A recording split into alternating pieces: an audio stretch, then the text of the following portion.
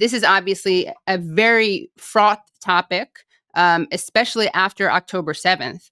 And you gave a talk on One Democratic State.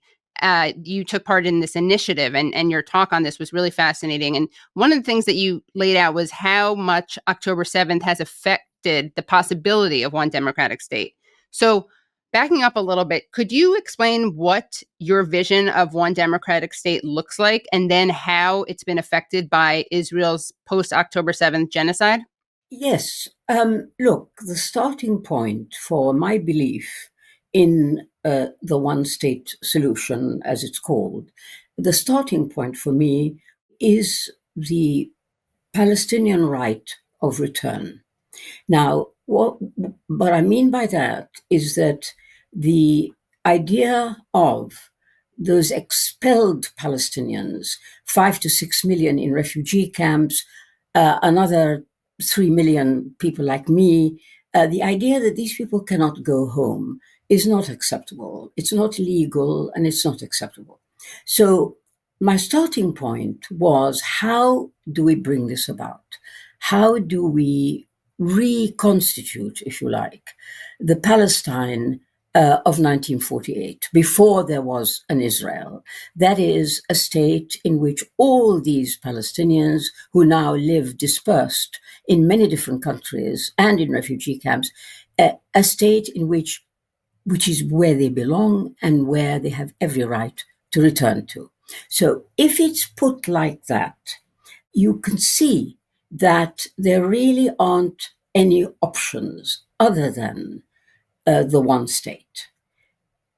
Because if you regard the population of Palestine as it was mostly Palestinian Arab, and then over years, due to immigration and the creation of Israel, it became about half and half Israeli Jewish. So, there are there is a community in Palestine, which is an Israeli Jewish community. Now, I call them settlers. They are settlers and they are the descendants of settlers. Nevertheless, they exist.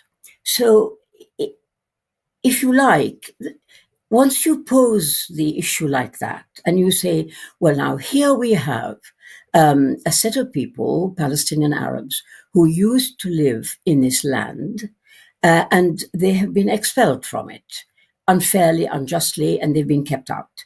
These people need to go home. At the same time, one recognizes there is a settler community which has entrenched itself, which has taken root in the same country. So how are you going to square this circle? Well, it seemed to me there is only one way, that they have to share it. And all the Palestinians, whether they are currently in Palestine or outside, should be returning home. And the Jewish Israeli settlers will stay where they are if they subscribe to the principles of a democratic state. That means if they become equal citizens with the Palestinian Arabs. So there is equality of citizenship, equality of rights. And now, having said that, it sounds perfectly sensible. It makes a lot of sense. Who would argue? But look at what it actually means. And that's where October the 7th comes in. Right. So you're saying that if people want Palestinian buy-in to this project, it can't be presented as a kind of touchy-feely, let's all come together and live in peace project. It has to be presented as a project that is beneficial for Palestinians and prioritizes their rights. Is that correct? That is absolutely correct.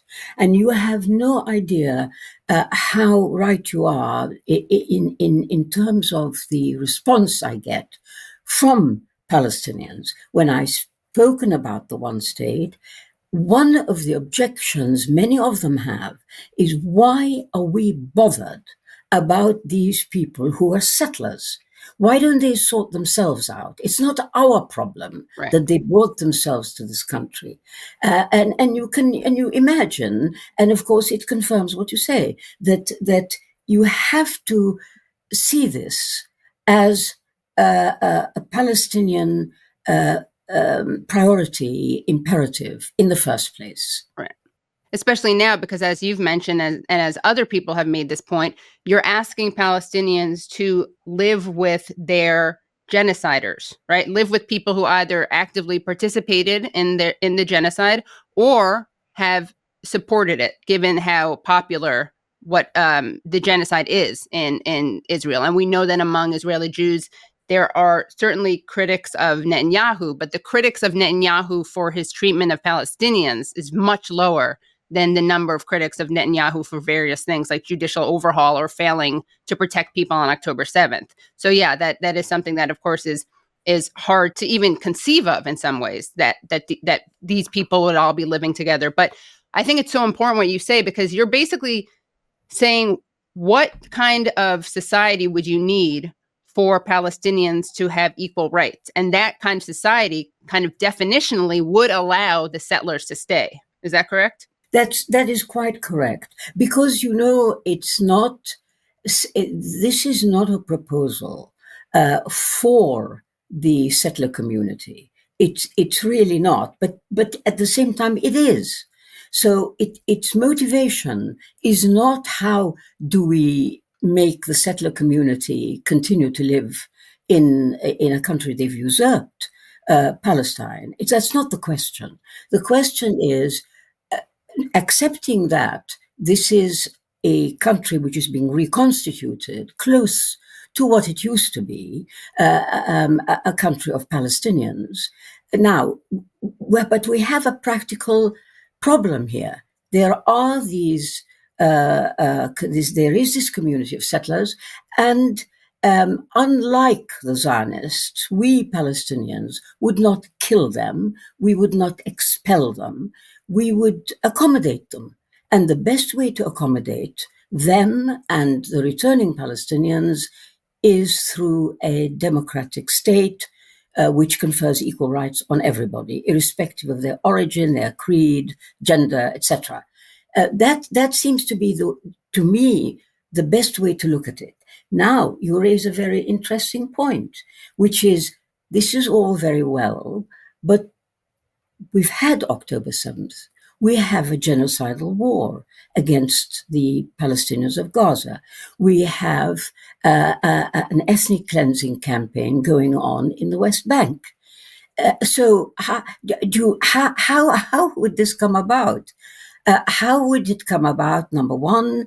And number two, how would you accommodate? How would you expect Palestinians to embrace, as it were, their killers, the killers of their children? And this is terribly, terribly fraught. But we always have to go back to who is the perpetrator here, and what is it that brought this about? It's not the Palestinians. It's not in any Arab state.